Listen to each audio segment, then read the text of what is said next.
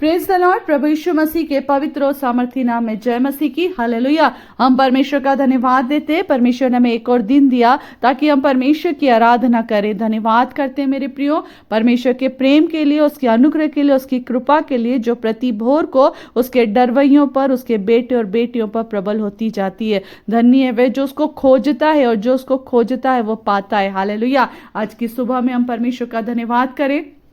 परमेश्वर ने एक दिन और हमको दिया ताकि हम उसकी आराधना करें, हम उसको महिमा दें। हम अपने तन मन से, अपने प्राण से, अपनी आत्मा से अपने परमेश्वर का नाम धन्य कहें। हालेलुया। आइए हम आज की सुबह में उसके वचन की ओर जाएंगे मेरे प्रियो। जैसा कि अभी हम परमेश्वर के वचन योना नबी की पुस्तक और उसका 3रा अध्याय उसके 5वें पद को देख रहे थे, और यहाँ पर परमेश्वर का वचन कहता है मेरे प्रियो, तब नीनवे के मनुष्यों ने परमेश्वर के वचन की प्रतीति की और उपवास का प्रचार किया गया, और बड़े से लेकर छोटे तक सबों ने टाट ओढ़ा। आमेन आमेन। हालेलुया। मेरे प्रियो, हमने इतने दिनों में हम योना नबी के बारे में, नीनवे नगर के बारे में देख रहे थे कि वहां के लोगों ने किस तरह से पाप किया था, कैसे वो अंधकार में चल रहे थे। मगर मेरे प्रियो, परमेश्वर का हम धन्यवाद दें कि यहाँ पर एक बहुत सुंदर बात है कि यहाँ के लोगों ने पाप तो किया, मगर उस पाप का पश्चाताप करने में देर नहीं की। जब वहां पर उस नीनवे नगर में परमेश्वर का एक जन आया जिसका नाम योना था, और जब आकर के उसने प्रचार करना आरंभ करा, और उसने प्रचार में यही कहा कि 40 दिन बीतने पर नीनवे उलट दिया जाएगा। और वहां के मनुष्यों ने, हालेलुया, प्रभु का वचन कहता, प्रतीति की, परमेश्वर के वचन की प्रतीति की। और उन लोगों ने ये नहीं सोचा कि अरे ये कहां से आया है, फालतू की बात कर रहा है, बकवास कर रहा है, ये तो पागल होगा, ये तो मनगढ़ंत बातें बोलता होगा। नहीं मेरे प्रियो, मगर वो जान गए थे कि कोई इतनी दूर समुद्र पार करके और इतनी कठिनाइयों का सामना करके, हालेलुया, हमारे पास तक पहुंचा है, तो परमेश्वर का कोई उसके ऊपर अनुग्रह है, और वो परमेश्वर का वचन लेकर हमारे पास आया। मेरे प्रियो, प्रभु का वचन कहता है वहां के लोग प्रतीति तो साथ में कर ही रहे हैं, और साथ ही साथ परमेश्वर का वचन कह रहे उपवास का प्रचार किया। और उपवास भी ऐसा वैसा नहीं कि सिर्फ भूखे रह लिया, लोगों को दिखा लिया, मुझे मेरे पाप क्षमा करवाना है तो मैं अपना अकेले का उपवास करूं, नहीं, परंतु परमेश्वर का वचन कह रहा है हर घर में उपवास का प्रचार किया गया। कल मैंने आपको यहाँ के लोगों की संख्या बताई थी। इस नगर के लोगों की संख्या 1,20,000 बताई जाती है बाइबल के अनुसार। और परमेश्वर का वचन कहता है बड़ों से लेकर, वचन में लिखा हुआ है, उपवास का प्रचार किया गया और बड़े से लेकर छोटे तक सबों ने टाट ओढ़ा। हालेलुया।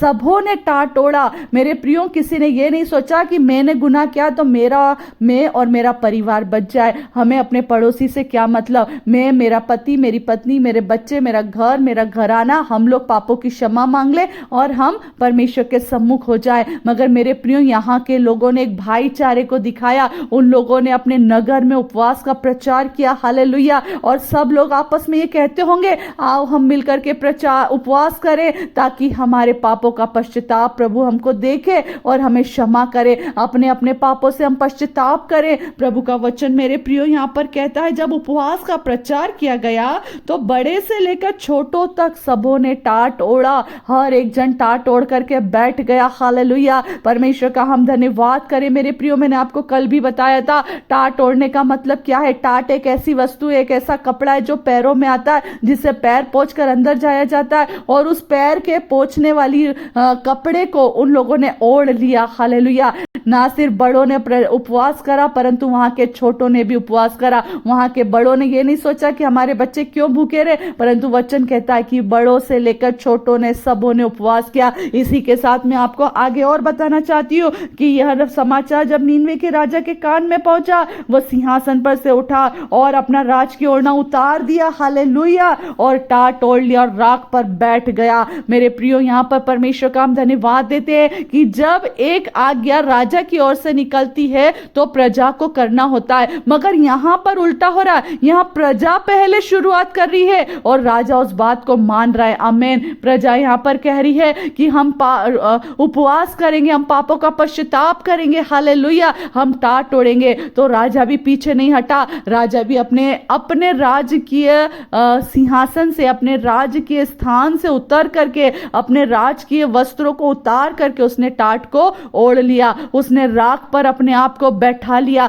मेरे प्रियो, पाप का पश्चाताप करना चाहे तो वो कह सकता था कि मैं तो राजा हूं, मैं क्यों करूं, परंतु वहां पर राजा ने अपना पद, अपना ओहदा, अपना स्थान स्मरण नहीं करा, परंतु उसने अपने पापों को स्मरण करा, अपनी प्रजा को स्मरण करा, और उसने सोचा कि यदि मेरे भी पापों से पश्चाताप करने के द्वारा हालेलुया मेरा नगर बच सकता है तो वो मैं क्यों ना करूंगा। और परमेश्वर का वचन कहता है मेरे प्रियो कि वो राजा जो था वहां का, वो भी अपने सिंहासन पर से उठ खड़ा हुआ और उसने टाट ओढ़ लिया और राख पर बैठ गया। हालेलुया। क्या राजा कभी ऐसा कुछ कर सकता है? जबकि राजा का काम तो आज्ञा देना है, परंतु यहां पर राजा अपनी प्रजा के लिए, अपने खुद के लिए, अपने लोगों के लिए, अपने नगर के लिए हालेलुया उपवास कर रहा है, हालेलुया पश्चाताप कर रहा है, क्योंकि वो जानता था कि मैंने और मेरी प्रजा ने परमेश्वर के विरुद्ध पाप किया है। वो जानता था मेरे लोगों ने और मैंने परमेश्वर के विरुद्ध वो काम किया जो परमेश्वर यहोवा की दृष्टि में घृणा के थे।